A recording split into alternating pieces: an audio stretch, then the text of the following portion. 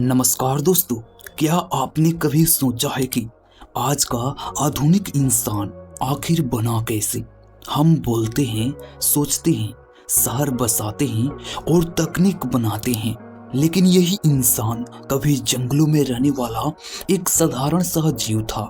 अक्सर कहा जाता है कि इंसान बंदर से बना है, लेकिन सच्चाई इससे कहीं ज्यादा गहरी और रोचक है।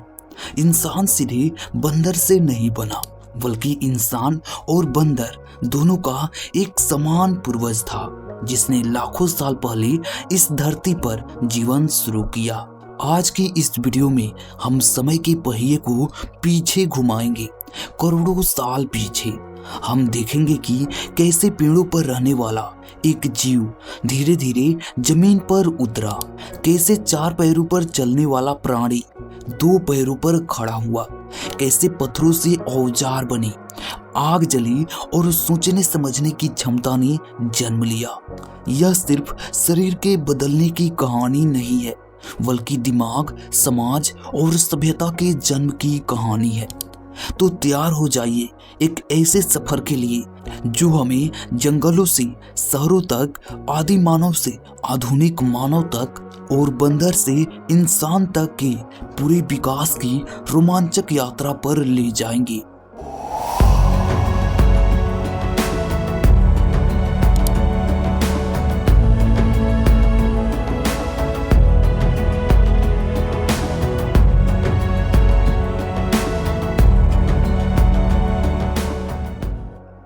दोस्तों, आज का आधुनिक इंसान लाखों वर्षों के लंबे विकास का परिणाम है। अक्सर लोग यह कहते हैं कि इंसान बंदर से बना है, लेकिन वैज्ञानिक रूप से यह कथन पूरी तरह सही नहीं है।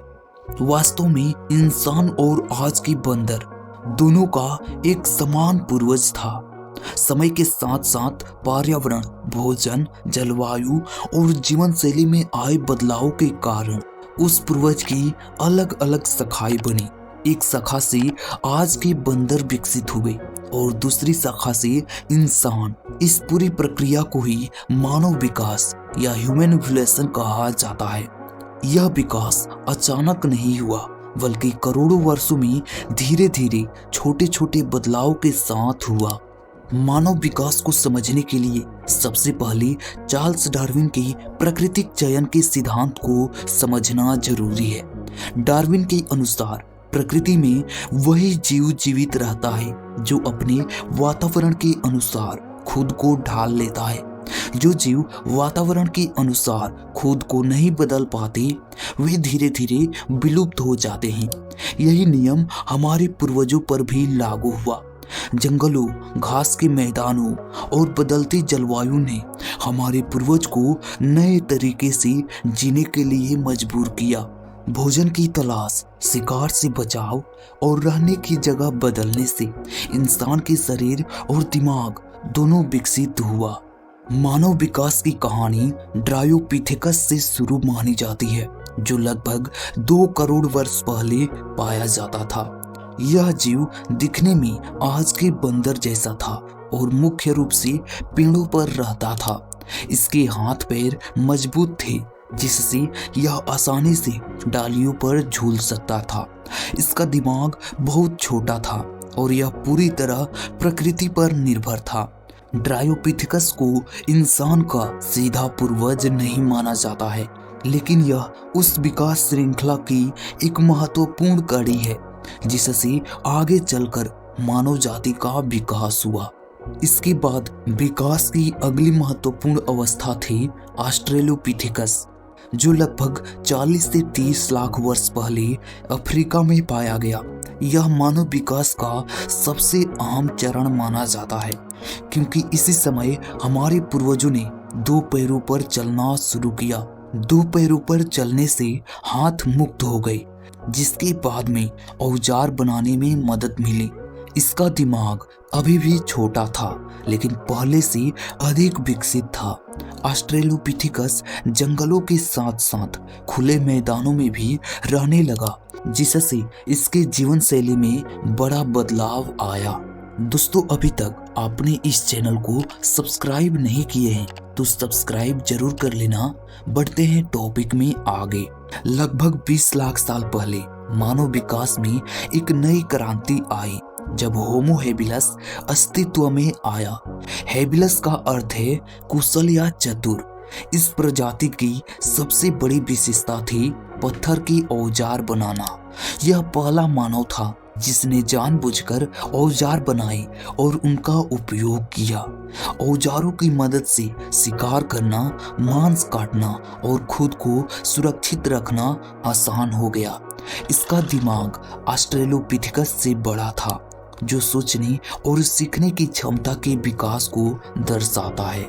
इसके बाद आया होमो इरेक्टस, जो लगभग 15 लाख वर्ष पहले विकसित हुआ। इरेक्टस का अर्थ है सीधा खड़ा होने वाला। यह पूरी तरह सीधा चलने लगा था और इसका शरीर आधुनिक इंसान से काफी मिलता जुलता था। होमो इरेक्टस की सबसे बड़ी उपलब्धि थी आग की खोज और उसका उपयोग। आग से भोजन पकाना संभव हुआ, जिससे पाचन आसान हुआ और दिमाग के विकास में मदद मिली। इसके अलावा आग से ठंड से बचाव और जंगली जानवरों से सुरक्षा मिली। यही वह प्रजाति थी जो अफ्रीका से बाहर एशिया और यूरोप तक फैली। लगभग 1 लाख वर्ष पहले निएंडरथल मानव अस्तित्व में आया। यह ठंडे क्षेत्रों में रहने के लिए अनुकूल था, इसलिए इसका शरीर मजबूत और चौड़ा था। निएंडरथल शिकार करने में कुशल था और समूह में रहना जानता था। वैज्ञानिक प्रमाण बताते हैं कि यह मृतकों को जलाया करता था, जिससे इसके भावनात्मक और सामाजिक विकास का पता चलता है।